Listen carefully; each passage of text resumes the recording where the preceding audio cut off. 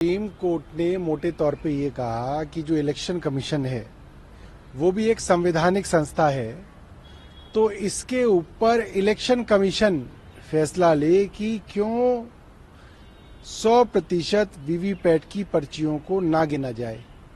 अब सवाल ये उठता है कि इलेक्शन कमीशन क्या इसके ऊपर फैसला लेगा। जिस तरीके से इलेक्शन कमीशन के जो इलेक्शन कमिश्नर हैं वो प्रधानमंत्री और देश की केंद्र सरकार के मंत्री द्वारा चुने जाते हैं, तो मुझे नहीं लगता कि इसके अंदर कोई बड़ी उम्मीद इलेक्शन कमीशन से करी जानी चाहिए। मगर हम ये बात केंद्र सरकार से पूछना चाहते हैं कि केंद्र सरकार को इसमें क्या परेशानी है कि वीवीपैट की जो पर्चियां हैं उनकी गिनती हो। इसमें भारतीय जनता पार्टी को एतराज क्यों है, उनको क्या समस्या है, वो क्या छिपाना चाहते हैं, क्या चोरी हो रही है जिससे बच के भारतीय जनता पार्टी भाग रही है। लेकिन ये तो अब इलेक्शन कमीशन के पास है, तो आप इस पे केंद्र सरकार का आरोप लगाएंगे? नहीं, केंद्र सरकार ही तो इलेक्शन कमीशन बनाती है। केंद्र सरकार के प्रधानमंत्री और एक मंत्री इलेक्शन कमिश्नर को नियुक्त करते हैं। आज अगर केंद्र सरकार कह दे कि सारी की सारी वीवीपैट की गिनती होनी चाहिए तो इलेक्शन कमीशन मानेगा। समस्या तो ये है, जब ये कोर्ट में मामला जाता है तो इलेक्शन कमीशन भी इसका विरोध करता है, केंद्र सरकार भी इसका विरोध करती है, भारतीय जनता पार्टी भी इसका विरोध करती है। तो उसका विरोध क्यों है, ये बात समझ के परे है। अच्छा, ये किस अधिकार चुनी सरकार को मिलना चाहिए? इस पे सुप्रीम कोर्ट ने कहा कि इसे जल्द से जल्द लिस्ट करने के मामले को हम कंसीडर करेंगे और उस पर सुनवाई शुरू करेंगे। देखिए, पिछले एक साल में जब से सुप्रीम कोर्ट के फैसले को केंद्र सरकार ने पलटा और अफसरों के ऊपर सारी की सारी जो पावर है वो एलजी को दे दी, तब से ये बात साफ है कि कोई भी मामला हो, चाहे पानी का हो, बिजली का हो, स्वास्थ्य का हो, ट्रांसपोर्ट का हो, एमसीडी का हो, हर किसी मामले के अंदर एलजी के हस्तक्षेप की घटनाएं बढ़ रही हैं और अफसरों की मनमानी बढ़ रही है और अफसर एलजी साहब से मिलकर कामों को ठप करने की साजिश कर रहे हैं। चाहे वो अस्पतालों में दवाई का मामला हो, पानी का मामला हो, सीवर का मामला हो, और ऐसे कई मामले हाई कोर्ट और सुप्रीम कोर्ट में पहुंच गए हैं। तो अब कोर्ट्स को भी मालूम है, सुप्रीम कोर्ट को भी मालूम है कि एक सर्विसेज को एलजी को देने की वजह से पूरी दिल्ली सरकार के काम को ठप करने की साजिश एलजी साहब के दफ्तर से की जा रही है। इसलिए ये बहुत जरूरी है कि इस पे सुप्रीम कोर्ट अपना बेंच बनाए और जल्द से जल्द फैसला करे। देखिए, दिल्ली के लोग इस बात से बहुत व्यथित हैं कि उनके बेटे, उनके भाई, उनके नेता, उनके हीरो अरविंद केजरीवाल आज एक झूठे फर्जी मुकदमे के अंदर जेल में जबरदस्ती रखे गए हैं। और लोग चाहते हैं कि अरविंद केजरीवाल जी की पत्नी से वो मिलें, अरविंद केजरीवाल जी की पत्नी को आशीर्वाद दें और उनको कहें कि घबराना नहीं है, पूरी दिल्ली आपके परिवार के साथ खड़ी है, पूरी दिल्ली मुख्यमंत्री के साथ खड़ी है। तो उस लिहाज से उनका इस प्रचार के अंदर आना दिल्ली वालों को बहुत पसंद आएगा और दिल्ली वाले चाहते हैं कि उनसे मिला जाए।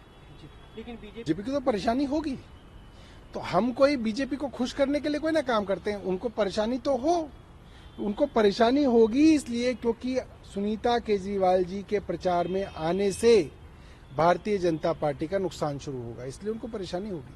अभी दिल्ली की 2 सीट, बाकी राज्यों में भी जाएंगी, दिल्ली की भी और सीटों पे वो जाएंगी। अभी शुरुआत में ईस्ट दिल्ली और वेस्ट दिल्ली में उनका शेड्यूल लगा है, बट शेड्यूल उनके आगे भी लगते रहेंगे। आज एमसीडी में मेयर और डिप्टी मेयर का चुनाव प्रस्तावित था, उनका चुना जाना था, लेकिन क्योंकि आप यूडी मिनिस्टर है तो इस पर स्पष्ट जवाब दे सकते हैं।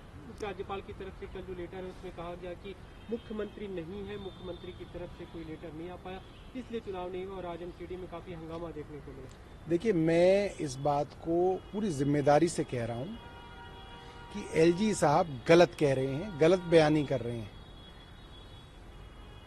जब पहली बार दिल्ली में मेयर का इलेक्शन होना था, आम आदमी पार्टी जीत के आई थी, तब प्रथा ये थी, परंपरा ये थी कि सीनियर मोस्ट काउंसलर को प्रिसाइडिंग ऑफिसर लगाया जाएगा मेयर के चुनाव में। सीनियर मोस्ट कौन थे? मुकेश गोयल। फाइल पे नाम किसका आया? मुकेश गोयल जी का। सीएम ने और यूडी मिनिस्टर ने किसका नाम प्रस्तावित किया? मुकेश गोयल का। मगर बनाया किसको? सत्या शर्मा को, भारतीय जनता पार्टी की एक कम एक्सपीरियंस वाली पार्षद को बनाया एलजी साहब ने। क्यों बनाया? क्योंकि बेईमानी कराना चाहते थे, बेईमानी पकड़ी भी गई। उसके बाद एल्डरमैन लगाने का मामला था, वो भी हमेशा चुनी हुई सरकार बनाती आई है। कांग्रेस के जमाने में शीला दीक्षित बनाती थी। इन एलजी से पहले हमने बनाए, 10 मनोनीत पार्षद बनाए, मगर इस बार भी चोरी छुपे एलजी साहब ने मनोनीत पार्षद भारतीय जनता पार्टी के कार्यकर्ता बना दिए, जिसके ऊपर सुप्रीम कोर्ट ने रोक लगा दी। सुप्रीम कोर्ट के अंदर फैसला लंबित है। इन दोनों मामले में आपको मुख्यमंत्री की सलाह की जरूरत नहीं पड़ी, आपने अपनी मनमर्जी चलाई। यहां पे आपने ये बहाना बना दिया कि आपको मुख्यमंत्री की सलाह चाहिए। इनको कोई सलाह नहीं चाहिए, ना इन्होंने कभी सलाह मानी है। मैंने आपको 2 उदाहरण दे दिए। सिर्फ एक दलित का बच्चा मेयर की कुर्सी पे ना बैठ जाए, इस गंदे ख्याल की वजह से भारतीय जनता पार्टी ने इस चुनाव को टाला है। उनकी एक घटिया मानसिकता, दलित विरोधी मानसिकता आज पूरे देश के सामने आ गई। और आज जिस तरीके से एमसीडी के सदन के अंदर भारतीय जनता पार्टी के पार्षद नाच रहे थे, खुशियां मना रहे थे, वो वीडियो सब जगह चल रही है, उससे पता चलता है कि मेयर इलेक्शन रद्द कराने में भारतीय जनता पार्टी शामिल थी और वो इस बात से खुश हैं कि कोई दलित का बच्चा मेयर नहीं बन पा रहा। आपकी भूमिका रोल प्ले करे कैसे हो सकता है? देखिए, समस्या ये है कि एलजी साहब के हाथों में बड़ी खुजली हो रही है। वो चाहते हैं कि बिना पार्षद का भी चुनाव लड़े, वो मुख्यमंत्री बन जाए दिल्ली के। ऐसा नहीं हो सकता एलजी साहब, गलियों में घूमना पड़ेगा, मेहनत करनी पड़ेगी। अरविंद केजरीवाल से सीखिए, कितना लंबा संघर्ष उन्होंने किया है। बैठे बैठे मुख्यमंत्री नहीं बन पाएंगे। गए थे एक टीवी चैनल के उसमें कॉन्फ्रेंस में और वहां पे बोले नहीं, जेल से नहीं चलने देंगे सरकार, और आज तो जेल से चल रही है। क्यों नहीं चलने देंगे? क्योंकि मन में लड्डू फूट रहे थे विनय जी के कि अब मैं दिल्ली चलाऊंगा, मगर ये बात सामने आ गई। वो मुख्यमंत्री बनना चाहते हैं। मैं कहता हूं बनिए ना, लड़िए चुनाव अरविंद केजरीवाल जी खिलाफ नई दिल्ली के अंदर। 2025 में चुनाव है, मैं न्योता दे रहा हूं उनको, आइए लड़िए चुनाव। सुप्रीम कोर्ट ने मोटे तौर पे ये कहा कि जो इलेक्शन कमीशन है वो भी एक संवैधानिक संस्था है, तो इसके ऊपर इलेक्शन कमीशन फैसला ले कि क्यों 100% वीवीपैट की पर्चियों को ना गिना जाए। अब सवाल ये उठता है कि इलेक्शन कमीशन क्या इसके ऊपर फैसला लेगा? जिस तरीके से इलेक्शन कमीशन के जो इलेक्शन कमिश्नर हैं वो प्रधानमंत्री और देश की केंद्र सरकार के मंत्री द्वारा चुने जाते हैं, तो मुझे नहीं लगता कि इसके अंदर कोई बड़ी उम्मीद इलेक्शन कमीशन से करी जानी चाहिए।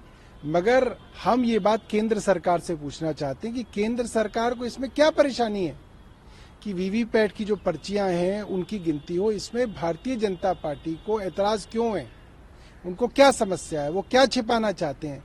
क्या चोरी हो रही है जिससे बच के भारतीय जनता पार्टी भाग रही है?